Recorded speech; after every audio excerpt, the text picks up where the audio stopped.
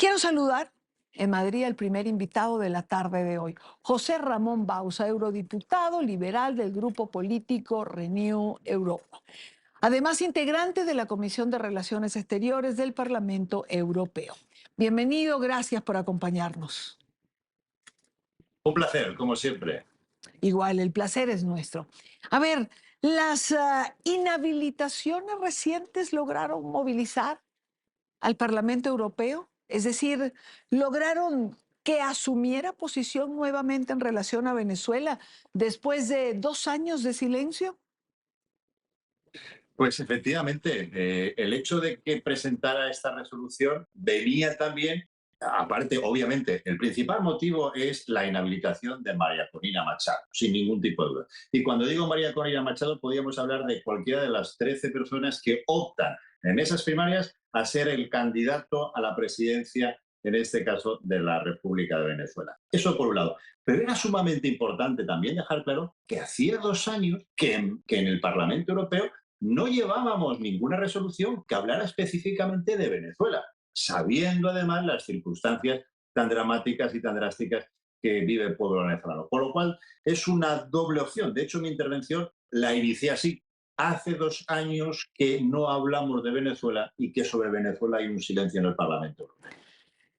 Me parece importante en todo caso que se haya incluido otras inhabilitaciones, Leopoldo López, Enrique Capriles, solo por mencionar algunos. Sí, por supuesto, porque estamos hablando de María Corina Machado, pero porque en este caso es la candidata que aparentemente reúne más apoyos, digo aparentemente siempre, desde el punto de vista de la población en cuanto a esa oposición.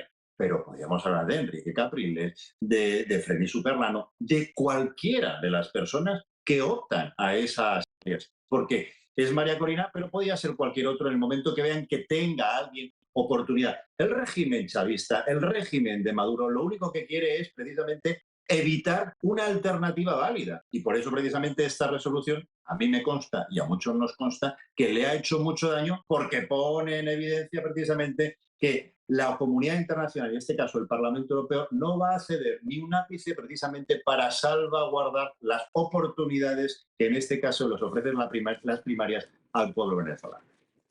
La respuesta del régimen no se hizo esperar, diputado Bauzá. Ningún calificativo fue ahorrado. De colonialista hacia abajo, cualquier cosa. Me imagino que de una u otra manera se esperaban esto.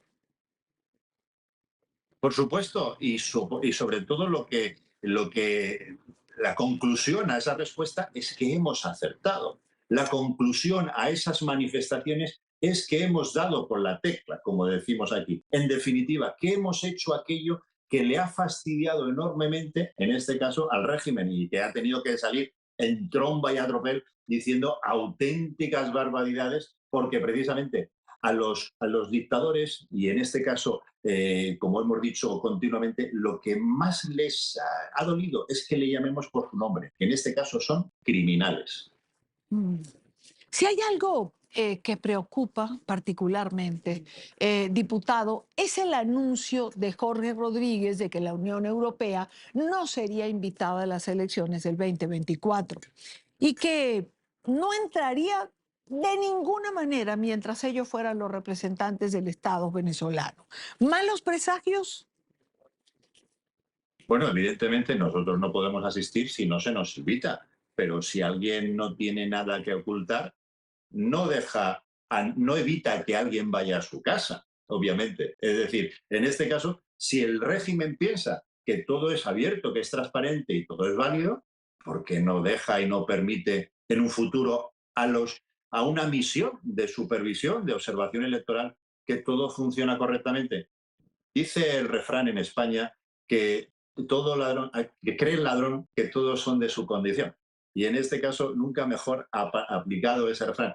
Si no tiene nada que esconder, ¿por qué no nos quieren invitar? Sobre todo, ¿por qué ha salido tan rápido a decir, no vamos a invitar a la Unión Europea? Oiga, por favor, no se trata de que nos inviten o no que nos inviten, pero si nadie tiene miedo a esconder algo, pues porque nos dejen pasar. Pero sobre todo eso identifica el miedo que tienen a que haya alguien, en este caso María Corina, pero cualquiera de las personas, Enrique Capriles, o cualquiera de las personas que forman parte de esas opciones a hacer una alternativa a la ley de gobierno, ese es el verdadero miedo. Sabe que si no hay represión, Maduro sabe que sin represión no revalida.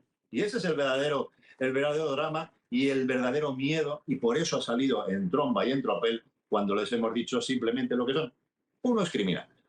Mm. Buena frase esa, diputado Bauzá. Maduro sabe que si no hay represión, no revalida. Ahora, ya que menciona usted esta palabra, represión, el día de hoy María Corina Machado, en un acto, en un recorrido que hacía por Catia Lamar, en el estado Vargas, cercano al distrito capital, ha sido o se pretendió agredirla. Por lo menos hubo esa intención. La gente, por cierto, defendió a María Corina. Pero esto me lleva a preguntar, ¿cambiará de tono el régimen? Mire, los dictadores no quieren a nadie que les quite su opción de poder. Los dictadores solamente tienen miedo a una cosa, o a dos, a que les toquen el bolsillo. Por eso siempre hacemos sanciones que van específicamente al bolsillo de los dictadores y de su entorno más próximos, que son sus fedatarios, que en este caso son sus protectores económicos, sus testaferros, pero también temen y mucho a alguien que les pueda quitar la oportunidad de seguir dictando, nunca mejor dicho, el futuro de un pueblo. Por lo tanto, todos nos podemos esperar cualquier cosa, pero hay un tema sumamente importante, si me permite añadir a esta conversación, que es que esta resolución y el momento en el que viene es un momento sumamente oportuno. La semana que viene se produce la cumbre en Bruselas, se celebra la cumbre Unión Europea-CELAC, donde van a ir varios dictadores, donde va a ir Maduro o delegando, en este caso en Delcy Rodríguez, que por cierto está condenada a nivel de la Unión Europea y no puede entrar. En España entró con las maletas, de eso nos acordamos todos, pero es que va a ir Maduro o delegado en Delcy Rodríguez, pero podría ir Díaz-Canel y también podría ir, en este caso, Ortega, Daniel Ortega. Por lo tanto, se produce en un momento muy bueno. Se produce en el momento en el que la semana que viene vamos a decirle de la Unión Europea a la cara, si se atreve. Y, por cierto, la presidencia de la Comisión Europea, en este caso, de la Comisión, no, del Consejo Europeo, recae en España, en el presidente Sánchez. Y yo espero y deseo que le diga lo que corresponde a aquellos que vienen delegados o en persona a nivel de esas dictaduras que en este caso desgraciadamente sobreviven en Cuba, Venezuela o Nicaragua. Por lo tanto, es un momento procesal, nunca mejor dicho, muy interesante, muy oportuno y el mejor para que se pongan otra vez más las cartas sobre la mesa. Y en este caso, el Consejo Europeo puede tener la oportunidad de coger nuestra resolución y enseñársela a todos los que están allí presentes para decirles lo que hace tan solo unas horas se pensaba y se aprobó en Estrasburgo, en el Parlamento Europeo. Mm. Ahora, ¿qué pasa, diputado, si Pedro Sánchez no hace lo que corresponde, como usted señala, o no dice lo que se supone, según su criterio, tendría que decir? Bueno, ya tenemos la experiencia desgraciada que hace unas semanas el alto representante Josep Borrell fue a Cuba y no hizo lo que todos esperábamos que hiciera. No se reunió con nadie de la oposición, no se reunió con ninguno de los más de 1.100 presos políticos que existen en Cuba. Y quiero, siempre que hablo de Cuba, no dejo de nombrar en este caso un muy buen amigo que es el líder de la oposición, José Daniel Ferrer, que lleva casi 4 meses sin ningún tipo de señal de vida de cara a la familia y por eso sigo yo pidiendo y demandando y exigiendo una prueba de vida. Pero lo que hace un gobernante, lo que hace un demócrata, y en este caso el presidente de España, el presidente Sánchez, representa a los 27 países. Yo lo espero, lo mínimo que espero es que les diga a cada uno de ellos cuáles son las líneas básicas en las cuales se fundamenta la Unión Europea y que simplemente esperamos exactamente el mismo comportamiento por parte de aquellos que se sientan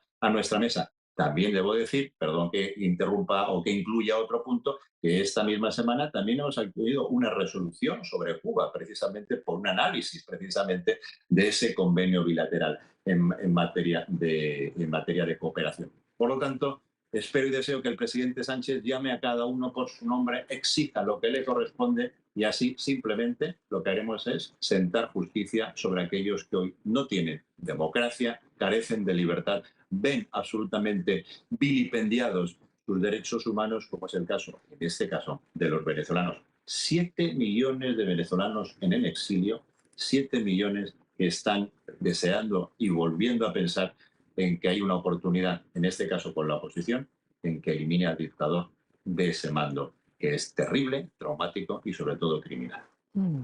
Bueno, será una cumbre interesante, habrá que seguirla paso a paso, diputado.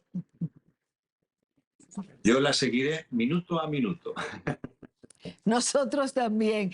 Gracias, diputado, como siempre, por habernos acompañado la tarde de hoy.